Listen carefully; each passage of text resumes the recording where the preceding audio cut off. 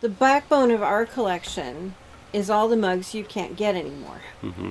So it's ones that came into garage sales, rummage sales, estate sales, antique malls that gather Well, thanks for dust coming on in the show, back. Tom. Sure, anytime.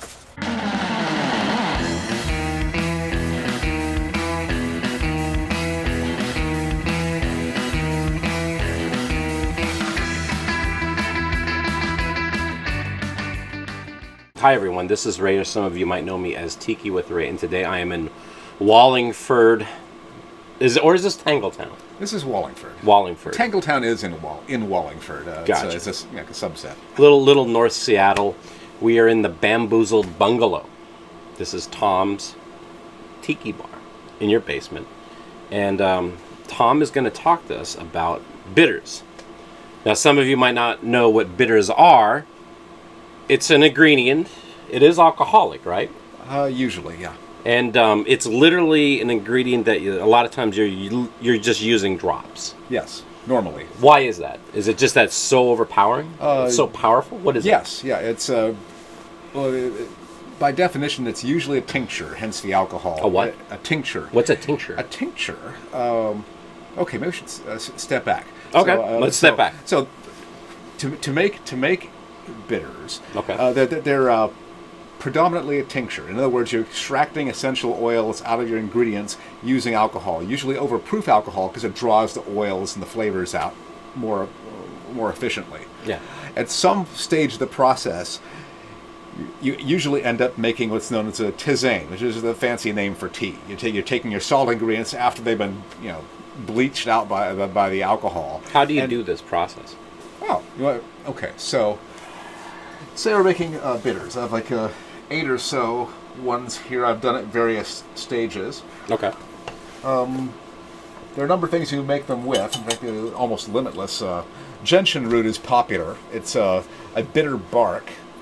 Gentian?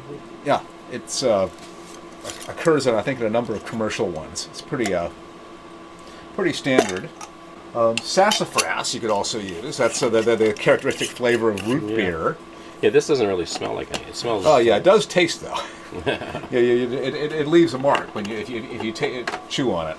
Ah, there you go, sassafras. Yes, that is a nice smell. And I've actually tasted some bitters that actually kind of has this going on. Yeah, that one is over here actually. What is it? Let's see. It's a. Well, it says amnesia it potion. Does. It's a funny bottle, but it's essentially a root beer flavored bitters. Root beer flavored bitters. Yeah. No, wait. So sassafras is used to make root beer? Is that? Oh, absolutely. Well, I take that back.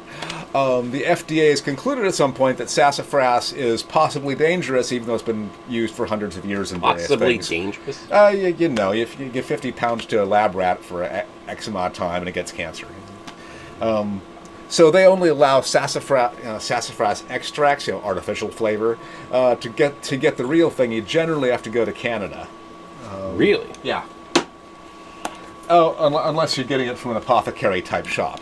In which case, I have the real bark chips here, so I can do what I like with them.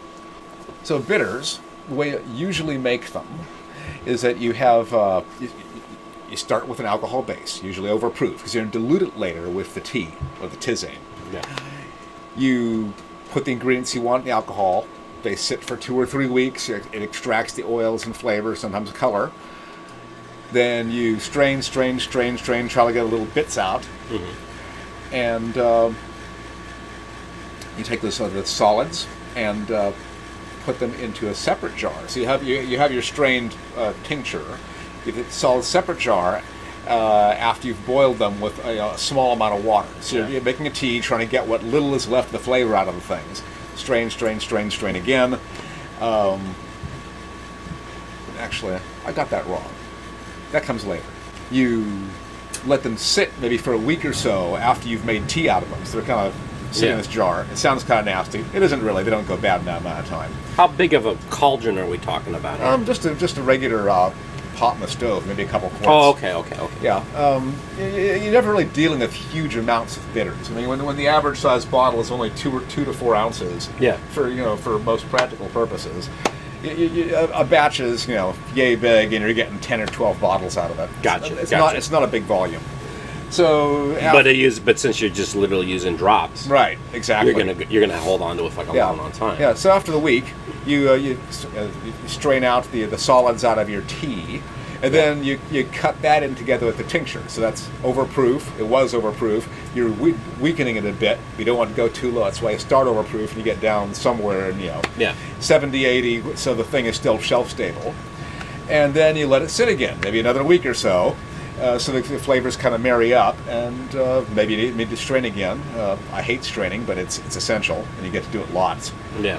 And at that point, you have bitters. Then you take your little funnel, put it in all the bottles, and there you go. And after you get the kind of hang of it with some recipes, then you can mess around with the ingredients any way you want and do things.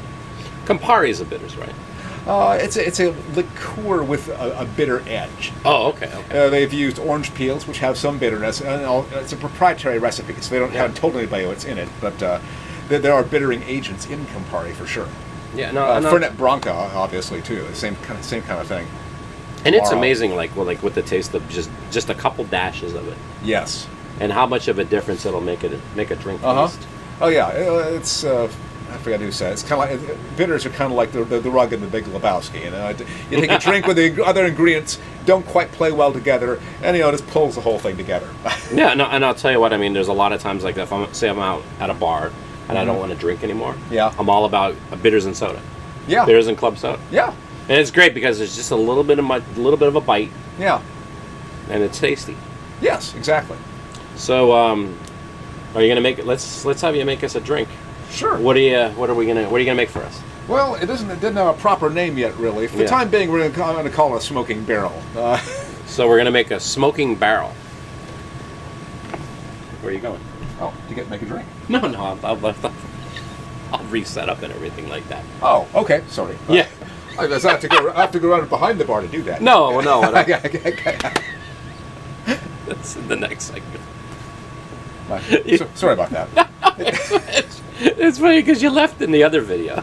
In the middle of, when we were filming with Jeannie. Yes. I don't know out of nowhere you just get up and leave. Well, she was talking about specific That's mugs. Tom's thing. He just likes to get up. Yeah, well, she was describing specific mugs. She wanted, and it's like, it would be a lot easier if we just had them sitting here and you wouldn't have to try to intricate. So I was like, oh, I know those are. Okay. Now let's resume. let's have one of these. What are you calling the drink? I'm going to call it a smoking barrel for now. I'm going to call it something different later. Smoking barrel. So let's get behind the bar and we'll see how one of these is made. Okay. Well, we're going to go for that smoking barrel. So, as usual, we need to start with some ice. Not touched by human hands. There we go. And we're going to need a little cinnamon syrup, a little cognac, little Pusser's gunpowder, hence that whole barrel thing, and then a few dashes of bitters. And this time I'm going with one I made to go specifically with rum drinks. Came with this summer, called Reanimator. Uses overproof rum as a base. A couple good squirts of that.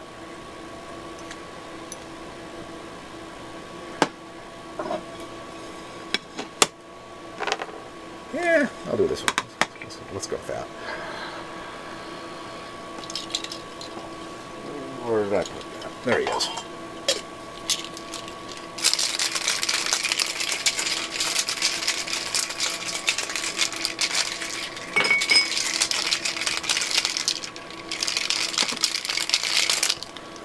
All right.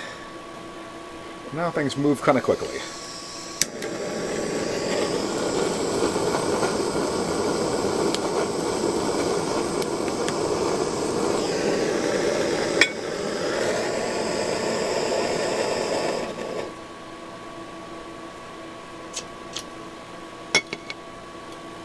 Yeah, out of here. Okay. Very good, very good. Sure.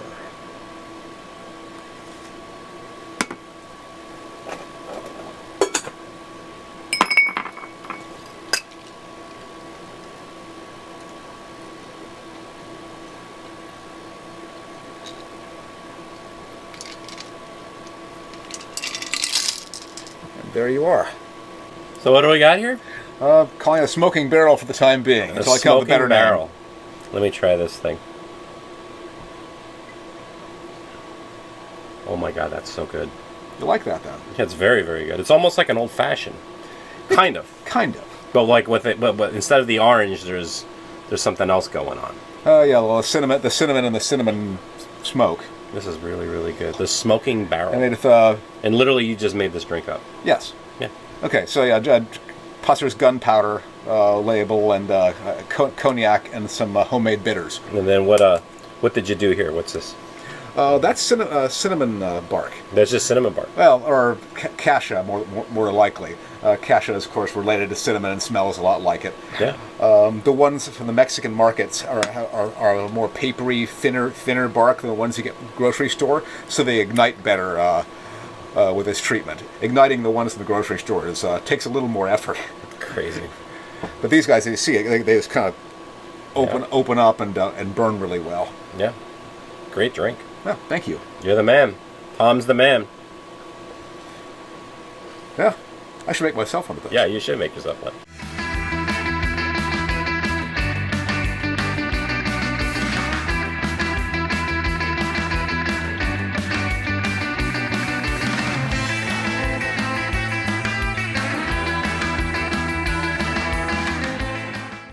Howdy, partner. Welcome to Guns with Ray. I'm here in Wallingford, Seattle, Washington, with my good buddy Tom. So, what kind of gun we got here today? Well, his gun actually, but it's a Red Ryder. This is a Red Ryder. That. Yeah, the classic Christmas movie, a BB gun rifle. Yeah, look at that, man. I tell you what, that is one fine machine. Do you like my southern accent? Yeah, that's entertaining. What'd you do if I did the whole episode like that? Wow, that'd be crazy. Yeah, it would be. Hey gang, this is Tiki with Ray, and I just want to say thank you very much for checking out my video. I hope you enjoyed it. And if you want to see more episodes, click on the subscribe button. And if you liked the video, give it a like. That would mean a lot to me. And if you have any comments or suggestions, please leave a comment in the comment section below.